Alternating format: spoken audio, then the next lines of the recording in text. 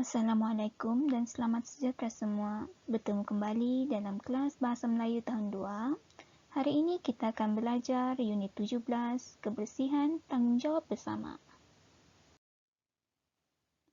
Objektif pembelajaran kita pada hari ini adalah pada akhir PDPR, murid dapat mengenal pasti pola ayat dengan tepat, manakala kriteria kejayaan kita pada hari ini adalah pada akhir PDPR, murid berjaya mengenal pasti pola ayat dan membina ayat mengikut pola ayat yang betul.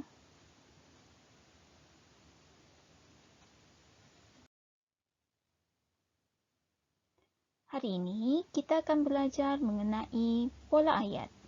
Namun, sebelum itu ada baiknya kita ulang kaji mengenai ayat terlebih dahulu. Ayat ialah susunan perkataan yang memberikan makna. Penulisannya dimulakan dengan huruf besar dan diakhiri dengan noktah. Rangkaian kata yang tidak didahului dengan huruf besar dan diakhiri dengan noktah dinamakan sebagai frasa. Oleh itu, bila diminta membina ayat, murid-murid hendaklah menulis dengan memulakan huruf besar dan diakhiri dengan noktah. Dalam sebuah ayat yang lengkap terbahagi kepada dua bahagian, iaitu subjek dan predikat.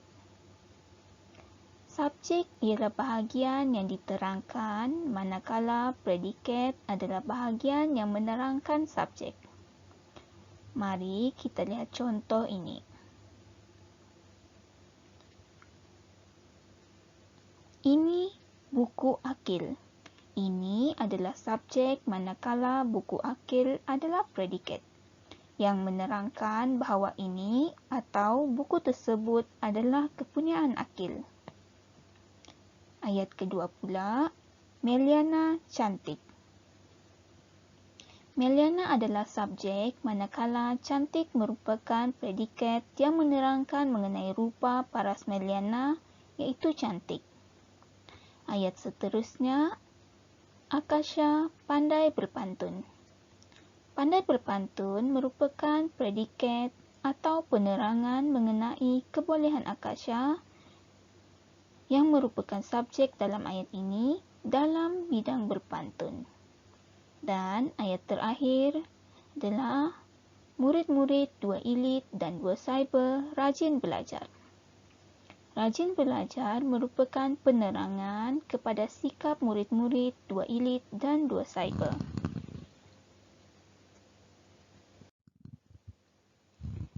Sekarang, mari kita lihat mengenai pola ayat pula. Pola ayat atau susunan ayat dasar dalam bahasa Melayu terbahagi kepada 4, iaitu frasa nama tambah frasa nama, frasa nama tambah frasa kerja, frasa nama tambah frasa adjektif, dan frasa nama tambah frasa sendi nama.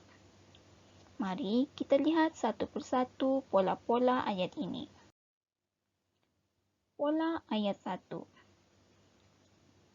Pola ayat pertama ialah frasa nama tambah frasa nama. Ini menunjukkan frasa nama pada bahagian subjek digabungkan frasa nama pada bahagian predikat. Frasa nama ialah frasa yang mengandungi kata nama. Masih ingat lagi apa itu kata nama?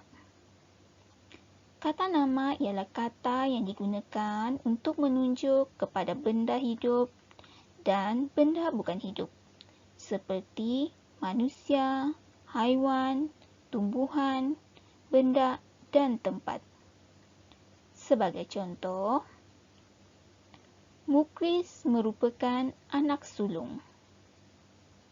Mukris merupakan kata nama pada bahagian subjek, manakala anak sulung merupakan kata nama pada bahagian predikat. Begitu juga dengan ayat seterusnya. Irdina seorang pelajar. Irdina adalah kata nama pada bahagian subjek, manakala pelajar adalah kata nama pada bahagian predikat. Dalam ayat ketiga, beliau adalah kata nama yang digunakan pada bahagian subjek, manakala guru kelas dan dua ilit merupakan kata nama pada bahagian predikat, menjadikannya beliau guru kelas tahun 2 ilit. Dan ayat terakhir ialah Adi Rizki ketua kelas 2 cyber. Dalam ayat ini, Adi Rizki adalah kata nama pada bahagian subjek, manakala ketua kelas 2 cyber adalah kata nama pada bahagian predikat. Bagi pola ayat kedua pula, frasa nama ditulis pada bahagian subjek, manakala frasa kerja ditulis pada bahagian predikat. Seperti frasa nama, frasa kerja juga merupakan frasa yang mengandungi kata kerja. Kata kerja adalah kata yang digunakan untuk menunjukkan perbuatan. Sebagai contoh, Luqman mendendangkan lagu. Luqman merupakan kata nama pada bahagian subjek, manakala mendendangkan pula adalah kata kerja pada bahagian predikat. Begitu juga dengan ayat seterusnya. Kamu boleh lihat perkataan yang cikgu cetak tebal dengan warna hitam merupakan kata nama, manakala perkataan yang cikgu cetak tebal menggunakan warna merah adalah kata kerja. Mari kita baca contoh-contoh yang seterusnya. Contoh kedua, pelajar-pelajar berbaris di luar kelas. Pelajar-pelajar adalah kata nama, manakala berbaris adalah kata kerja. Zulaika memenangi pertandingan menulis sajak. Zulaika adalah kata nama, manakala pertandingan menulis sajak adalah kata kerja. Dan contoh terakhir adalah Farah dan Fazira, pasangan kembar yang sangat disayangi. Farah dan Fazira adalah kata nama, manakala disayangi adalah kata kerja. Pola ayat ketiga. Pola ayat ketiga ialah frasa nama tambah frasa adjektif. Frasa nama ditulis pada bahagian subjek, manakala frasa adjektif ditulis pada bahagian predikat. Frasa adjektif adalah frasa yang mengandungi kata adjektif. Kata adjektif pula adalah kata yang menunjukkan sifat. Kata adjektif terbahagi kepada 9 bahagian, iaitu sifat atau keadaan, warna, ukuran, bentuk, waktu, jarak, cara, perasaan dan panca indera. Mari kita lihat contoh pola ketiga ini. Kamu boleh lihat pada layar atau skrin perkataan yang dicetak tebal menggunakan warna hitam adalah kata nama, manakala perkataan yang dicetak tebal menggunakan warna biru adalah kata adjektif. Mari kita baca contoh yang cikgu berikan. Jo sangat rajin. Jo adalah kata nama, manakala rajin adalah kata adjektif. Contoh kedua, Husna baik sungguh. Husna adalah kata nama, manakala baik adalah kata adjektif. Contoh ketiga, baju Nadha berwarna hitam dan merah. Hitam dan merah merupakan kata adjektif warna, manakala Nadha adalah kata nama.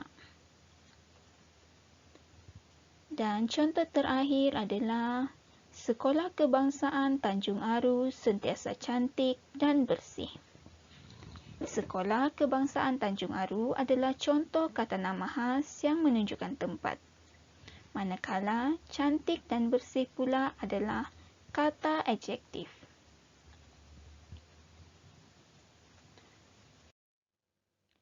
Pola terakhir ialah frasa nama pada bahagian subjek dan frasa siri nama pada bahagian predikat.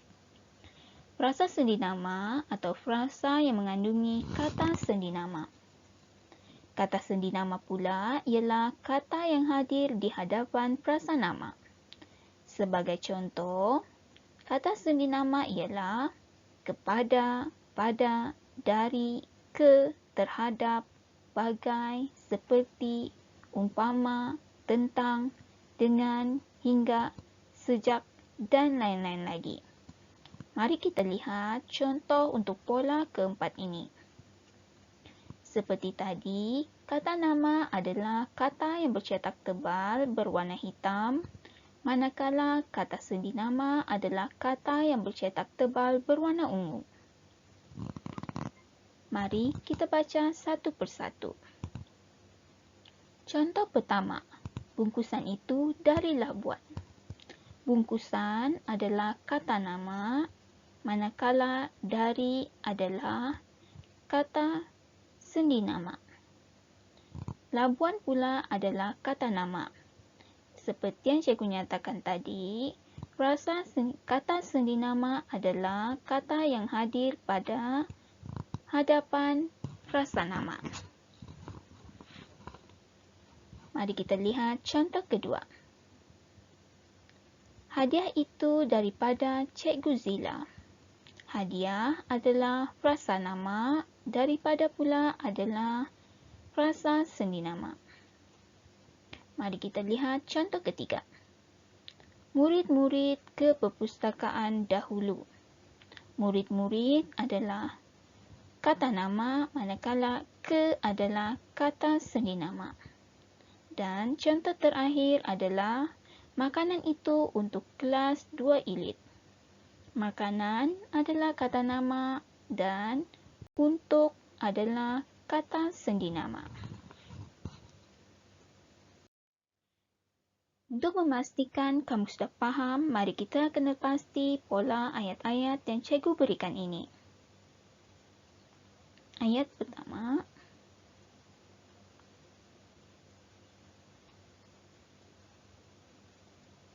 Elis dan rakan-rakan ke sekolah. Apakah pola ayat ini? Pola bagi ayat ini ialah frasa nama tambah frasa sendi nama. Ke adalah kata sendi, maka pola ini kita masukkan sebagai pola keempat, iaitu frasa nama tambah frasa sendi nama. Ayat kedua, mereka membantu Cikgu Munirah.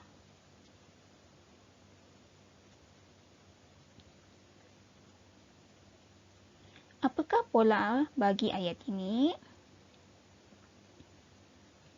Bagi ayat ini pula, polanya adalah frasa nama tambah frasa kerja.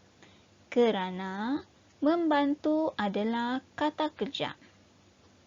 Mari kita lihat ayat ketiga pula. Mereka sangat teruja. Apa pula pola bagi ayat ini? Ya, betul. Oleh kerana teruja adalah kata adjektif, maka pola bagi ayat ini ialah frasa nama tambah frasa adjektif. Dan ayat terakhir pula ialah Cikgu Munirah, guru pendidikan seni. Ayat ini pula berpola frasa nama tambah frasa nama. Kerana Cikgu Munirah adalah frasa nama dan guru pendidikan seni juga merupakan frasa nama. Siapa yang telah menjawab semua dengan betul? Tahniah. Kalau semua sudah faham, cikgu mahu kamu buat latihan pada muka surat 35 dalam buku aktiviti Bahasa Melayu Jilid 2. Sekian sahaja untuk kelas kita pada hari ini. Jangan lupa buat latihan dan komen OK pada ruangan komen. Terima kasih kelas.